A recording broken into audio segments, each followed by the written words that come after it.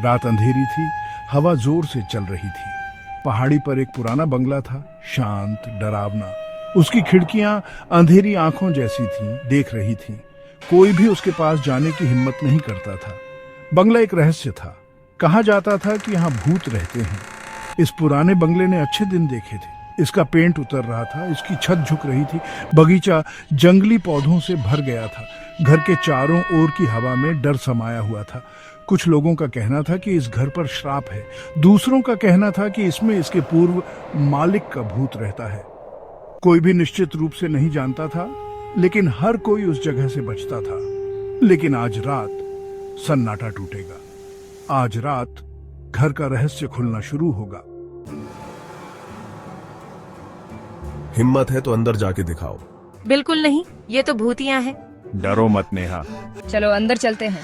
चार दोस्त रोहन, प्रिया, आकाश और नेहा पहाड़ी की तलहटी पर खड़े थे। वे जवान और साहसी थे। वे भूतों में विश्वास नहीं करते थे। रोहन ग्रुप में सबसे बहादुर था। प्रिया सतर्क थी, लेकिन आज रात उसने घर की ओर एक अजीब सी खिंचाव महसूस किया और इसलिए अपनी हिम्मत से वे पहाड़ी पर चढ़ने लगे। जैसे जैसे वे करीब आते गए, हवा तेज होती गई और पेड़ हिंसक रूप से हिलने लगे। ऐसा लग रहा था जैसे घर उन पर मंडरा रहा हो, उसकी परछाई पंजे की तरह फैली हुई हो। सामने का दरवाजा ऐसे चरमराया जैसे उन्हें अंदर बुला रहा हो। दरवाजे की आवाज ने उनके रोंगटे खड़े कर दिए। सड़ांध की गंध उनकी नाक में घुस गई। ये गंध इतनी तीव्र थी कि वे अपनी नाक बंद करने पर मजबूर हो गए। हर तरफ धूल ही धूल थी। ऐसा लग रहा था जैसे सालों से यहाँ कोई नहीं आया हो। हर कोने से मकड़ी के जाले लटके हुए थे। जालों में फंसी मकड़ियां भी दिख रही थी। वे अंदर कदम रखा, उनके दिल तेजी से धड़क रहे थे। हर कदम के साथ उनकी धड़कनें और तेज हो रही थी। अंदर की हवा भारी और स्थिर थी। ऐसा लग रहा था जैसे समय यहाँ रुक गया हो। ऐसा लग रहा था जैसे उन्हें देखा जा रहा है। हर कोने से एक अदृश्य निगाहें उन पर टिकी हुई थी। रोहन को एक लाइट का स्विच मिला। उसने धीरे धीरे स्विच को दबाया। एक बल्ब टिमटिमाते हुए जला, जिससे दीवारों पर लंबी लंबी परछाई पड़ रही थी। यह रोशनी और भी डरावनी लग रही थी। फर्नीचर पुराना और सड़ रहा था।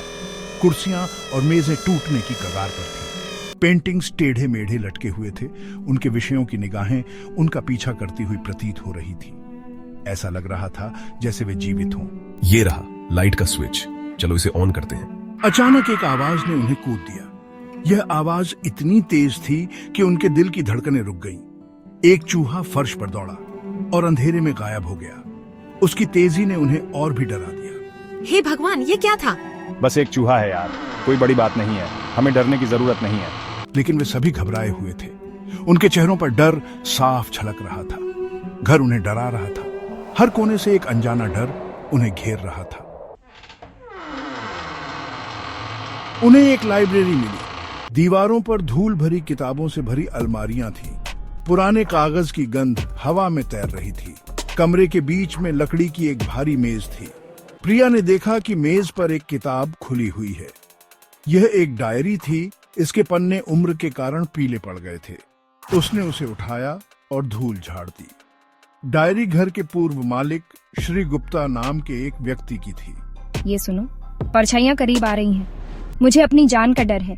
वे मेरे लिए आ रहे हैं। उसकी रीढ़ की हड्डी में ठंडक दौड़ गई। डायरी में अजीबोगरीब घटनाओं, छायादार शख्सियतों और एक अनजान आतंक के बारे में बताया गया था, जिसने श्री गुप्ता को परेशान किया था। ये ऐसा था जैसे घर खुद उनके रहस्यों को फुसफुसा रहा हो। जैसे ही उन्होंने आगे खोजबीन की, उन्हें एक कमरा अंदर से बंद मिला।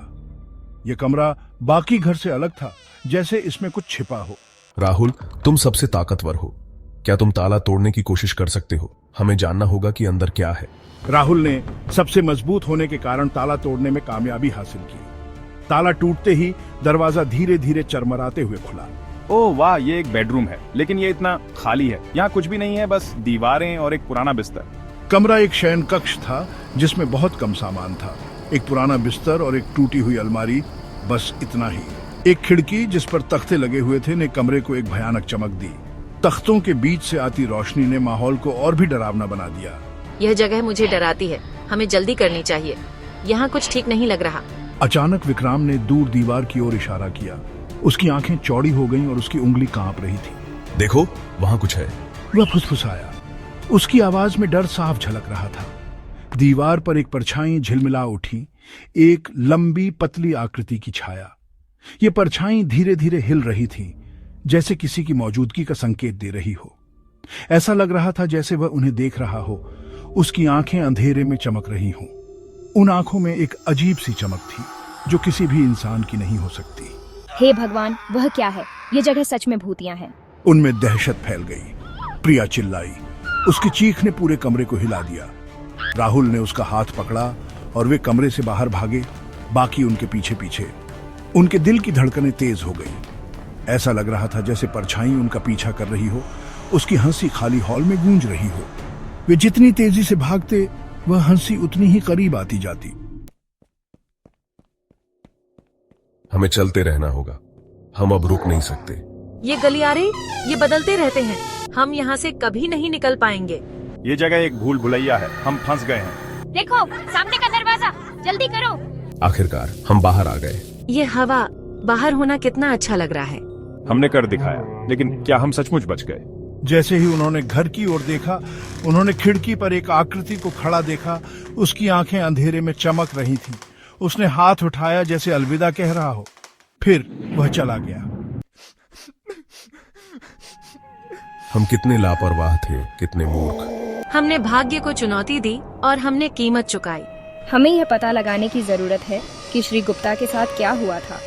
शायद हम उनकी मदद कर सकें। वे एक स्ट्रीट लाइट के चारों ओर जमा हो गए और डायरी पढ़ने लगे। उन्होंने अलौकिक में श्री गुप्ता के शोध, भोगवाद के प्रति उनके आकर्षण के बारे में सीखा। लेकिन यह आखिरी प्रविष्टि थी जिसने उन्हें हिलाकर रख दिया। मैंने एक भयानक गलती की है। प्रिया ने जोर से पढ़ा। मैंने एक ऐसा दरवाजा खोला है जो बंद ही रहना चाहिए था, और अब कुछ अंदर आ गया है। ये अब मेरे साथ यहाँ है। मैं उसकी सांसें सुन सकता हूँ। मैं उसकी उपस्थिति महसूस कर सकता हूँ। यह है। बाकी का पन्ना ये फटा हुआ है। अचानक एक ठंडी हवा चली, जिससे स्ट्रीट लाइट बुझ गई और वे अंधेरे में डूब गए। वे एक दूसरे से चिपके हुए थे। उनका डर स्पष्ट था। तभी उन्होंने उसे सुना। उनके पीछे अंधेरे से आ रही एक धीमी गड़गड़ाहट। यह एक ऐसी आवाज थी जिससे उनकी रीढ़ की हड्डी में कंपकंपी आ गई। एक आवाज जो किसी प्राचीन और दुष्ट चीज की बात करती थी। वे अपने पीछा करने वाले का सामना करने के लिए मुड़े। उनके दिल उनकी छाती में तेजी से धड़क रहे थे, लेकिन चारों ओर घुप अंधेरा था। वे कुछ नहीं देख सके। S4 media group, people squinting into darkness, searching with flashlight in dark at its stock at a distribute_equally। वह क्या था? हमें यहां से निकलना होगा। हमें जल्दी करना होगा, इससे पहले कि बहुत देर हो जाए। वे ठोकर खाते हुए पीछे हटे। उस गुर्राने की आवाज से दूर उनकी बाहें एक दूसरे से जुड़ी हुई थीं। डर ने उन्हें जकड़ लिया था, लेकिन वे जानते थे कि रुकना कोई विकल्प नहीं था। वे नहीं जानते थे कि वे कहां जा रहे हैं, लेकिन वे जानते थे कि उन्हें उस आवाज से दूर जाना है। हर कदम के साथ अंधेरा और गहरा होता गया, जैसे कि वह उन्हें निगलने की कोशिश कर रहा हो। जैसे ही वे भागे, उन्होंने अपने पीछे भारी कदमों की आवाज सुनी, धीमी और जानबूझकर। यह आवाज उनके दिल की धड़कन को और तेज कर रही थी।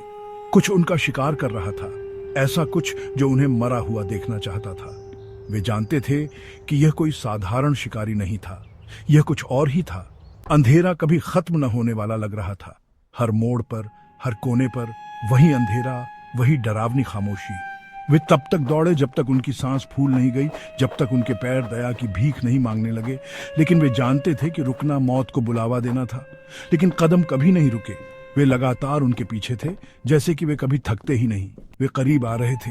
हर गुजरते पल के साथ खतरा और भी नजदीक आता जा रहा था।